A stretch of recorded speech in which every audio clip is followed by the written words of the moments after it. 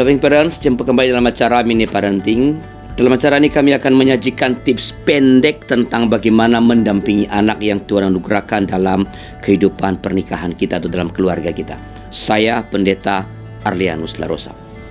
Loving Parents, di masa pandemi anak-anak belajar dari rumah, dan kita tahu bahwa aktivitas belajar dari rumah ini tidaklah selalu mudah bagi sebagian anak-anak. Anak-anak dipaksa untuk dapat mandiri dalam belajar.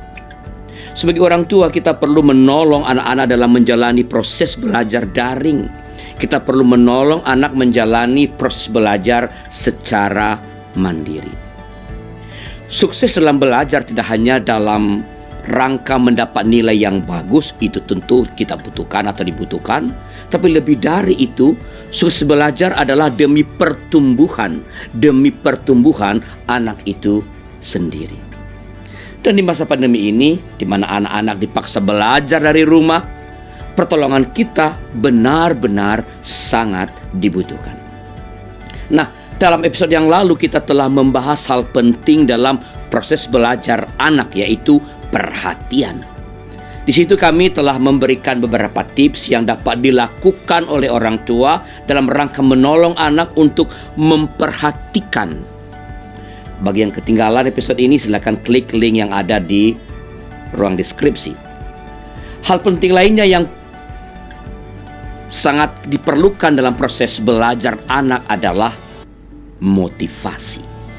Motivasi adalah tenaga yang menggerakkan dan mengarahkan aktivitas seseorang.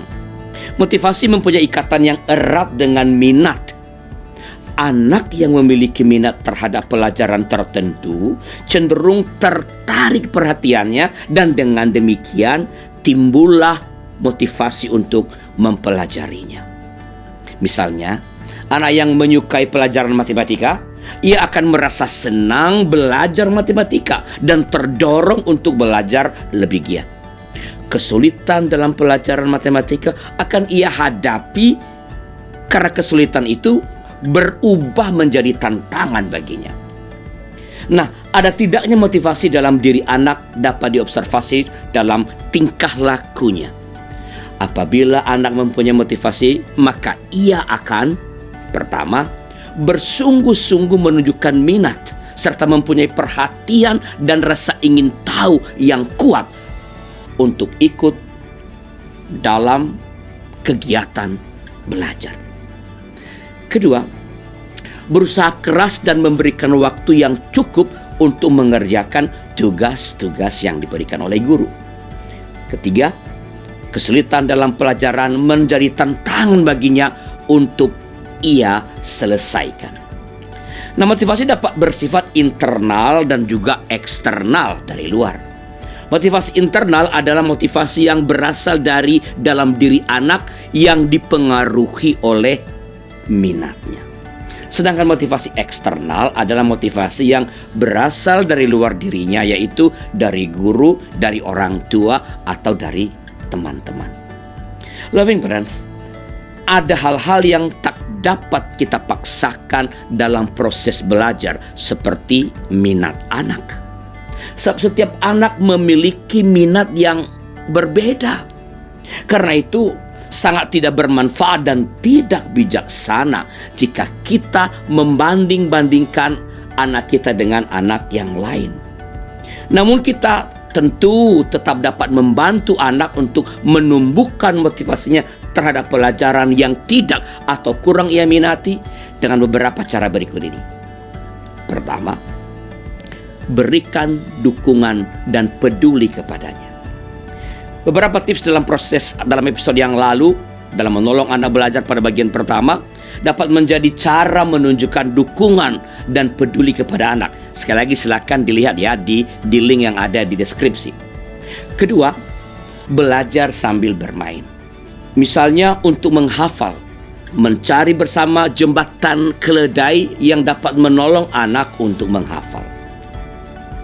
Jembatan keledai adalah berupa kata atau kalimat lucu atau kata-kata tak bermakna. Misalnya seperti Magic Kuhibiniu untuk menghafal warna pelangi, atau menghafal dengan cara membuat lagu bersama.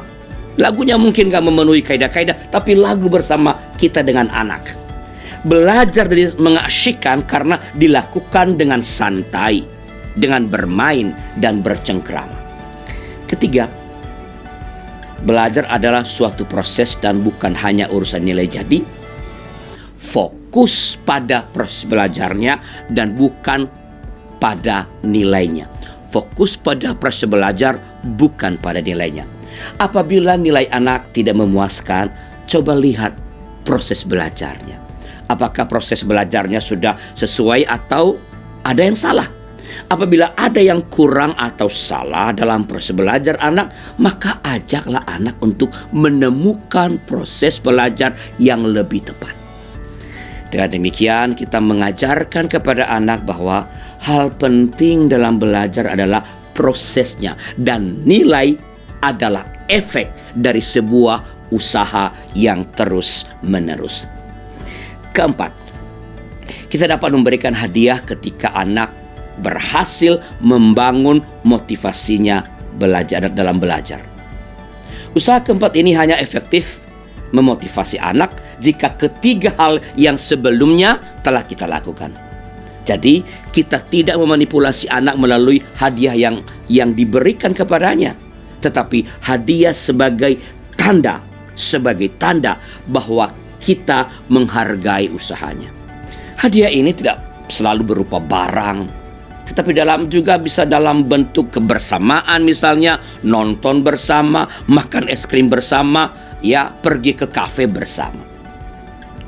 Loving parents, betapa pentingnya menolong anak-anak kita untuk dapat sukses dalam belajar. Bukan semata-mata demi mendapatkan nilai yang bagus, tapi lebih dari itu demi perkembangan diri anak-anak kita itu sendiri. Karena itu, marilah kita menolong mereka untuk dapat memperhatikan dan memiliki motivasi yang memadai dalam belajar. Sebagai penutup, bila ingin berhasil menjadi orang tua yang bijaksana bagi anak-anak yang Tuhan telah anugerahkan dalam keluarga kita, berilah waktu yang memadai untuk beraktivitas bersama dengan anak-anak. Bila Loving Parents membutuhkan ide tentang aktivitas bersama dengan anak-anak, silakan lihat acara Giku di kanal YouTube YKBGKI TV.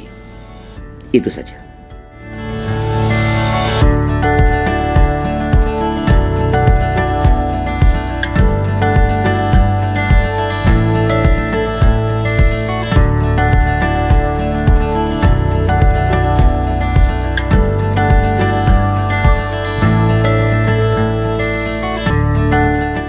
Sahabat, mari dukung pelayanan dan pekabaran Injil melalui YKB dengan membagikan link acara ini kepada sebanyak mungkin orang. Dukungan juga dapat saudara lakukan dengan mentransfer dukungan finansial ke rekening BCA ke nomor 450 305 2990 450 305 2990 atas nama Yayasan Komunikasi Bersama.